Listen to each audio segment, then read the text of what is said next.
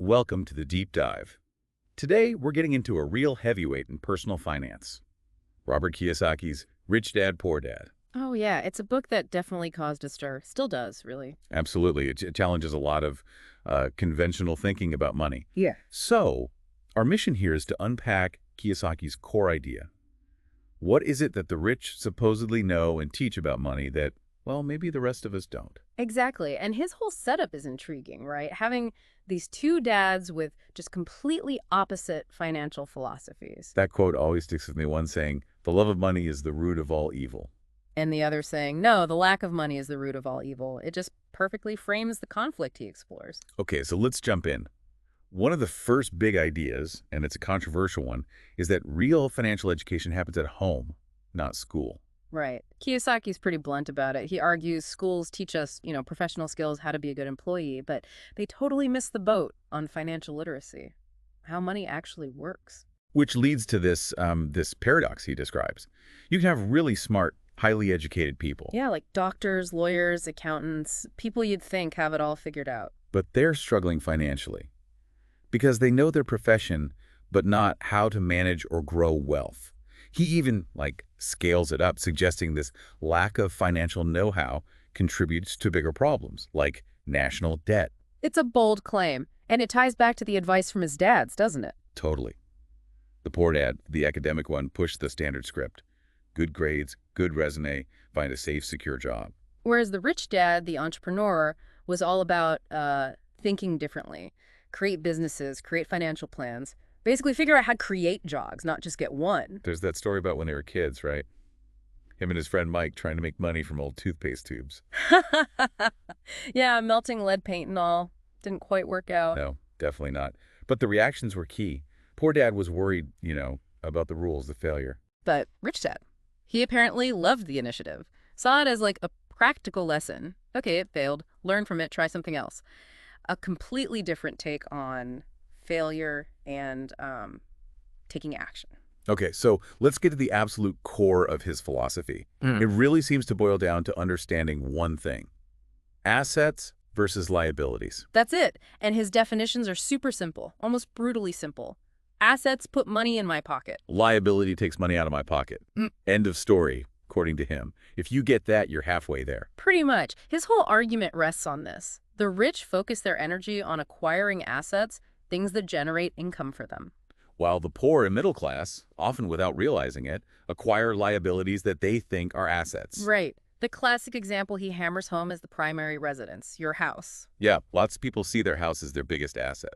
But Kiyosaki points out, with a mortgage, property taxes, insurance, upkeep, it's mostly cash flowing out each month, not in. So, by his definition, for most people, it functions like a liability, at least until it's paid off and maybe generating rent. Same goes for car loans, credit card debt. And he uses those simple diagrams in the book, almost like kids' drawings. They're surprisingly effective, though, just showing arrows, money flowing in from assets, money flowing out for liabilities. It makes the cash flow pattern really visual and easy to grasp. So assets would be things like, Things that pay you. Rental properties bringing in rent, stocks paying dividends, bonds giving interest, maybe royalties if you created something, a profitable business you own, that kind of stuff. and liabilities are the opposites: the mortgage, the car payments, student loans, credit cards, the things that demand money from you regularly. Exactly. And where you focus your efforts building the asset column versus accumulating liabilities, that's the fundamental split he sees. This leads right into the concept of the rat race. I think a lot of people feel this one. Oh, definitely. It's that cycle, isn't it? You get a raise, you feel a bit richer, So you maybe buy a bigger house, a nicer car. and suddenly your expenses have jumped right up with your income, or maybe even faster. You're working harder, earning more, but you're not actually getting ahead financially. You're just running faster on the same wheel. And he argues the middle class gets stuck here, partly because they treat their home, that big liability, disguised as an asset, as their main investment. Yeah, it ties up capital, requires constant feeding with cash from their job, and keeps them dependent on that paycheck to cover everything. So how do the rich avoid this, according to the book? Well, for them, the asset column is the star player. It's built up to the point where the income it generates. From those rentals, stocks, businesses. Right.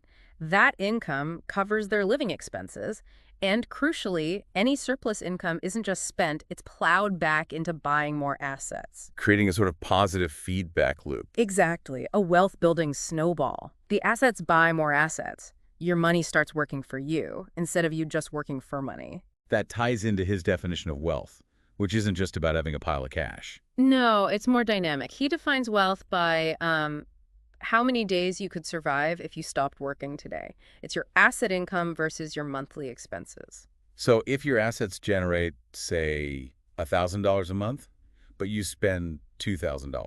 Your wealth is essentially half a month. You could survive about 15 days. The goal is to get that asset income to cover and then exceed your expenses. That's financial freedom in his view. He also talks about minding your own business, which sounds a bit nosy. Yeah, but he doesn't mean it like that. It's not about your neighbor's finances. Your business is your asset column. Okay. So your job is your profession, how you earn money. Right. But your business is a separate activity of actively building and managing your own income-generating assets. That's what you need to mind. Got it. So this requires more than just earning money. It requires financial intelligence. Definitely. And he breaks that down. It's partly understanding numbers, reading financial statements. But it's more than just accounting. Oh, yeah. It's understanding investing strategies, how different markets work, stocks, bonds, real estate, and importantly, understanding the law, especially tax law. Okay, the tax thing seems like a big piece for him, particularly around corporations. Huge. He spends a lot of time on the idea that the rich use corporations differently. Not necessarily big buildings with logos. But as a legal structure. Exactly, a legal entity. And the key advantage, he argues, is how expenses are treated for tax purposes. How so? Well, think about it as an employee. You earn your salary, taxes get taken out first, and then you pay all your expenses, housing, food, car, with what's left, your after-tax income. Right, that's standard. But a corporation legally earns revenue, then it can pay for legitimate business expenses before it pays income tax on the remaining profit. So expenses come out of pre-tax dollars, potentially? For legitimate business expenses, yes, that's the potential advantage. He frames it sort of like a historical thing, how tax laws initially targeted individuals and the wealthy adapted by using corporate structures. It allows a different sequence.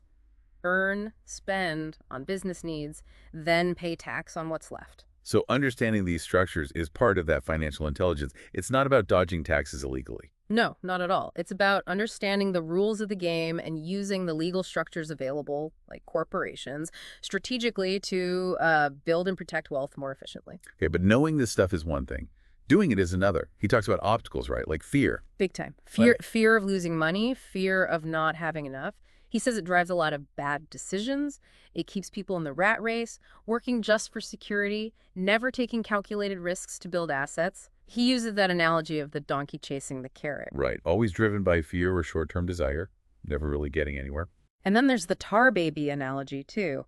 Getting stuck in emotional reactions, like panicking when the market dips, or jumping at a higher paying job without thinking if it actually helps build your business, your asset column. He emphasizes choosing your thoughts over just reacting. What about that idea of working for free? That sounds counterintuitive. It does. But his point, as I understand it, is about training your mind to see opportunities beyond a paycheck.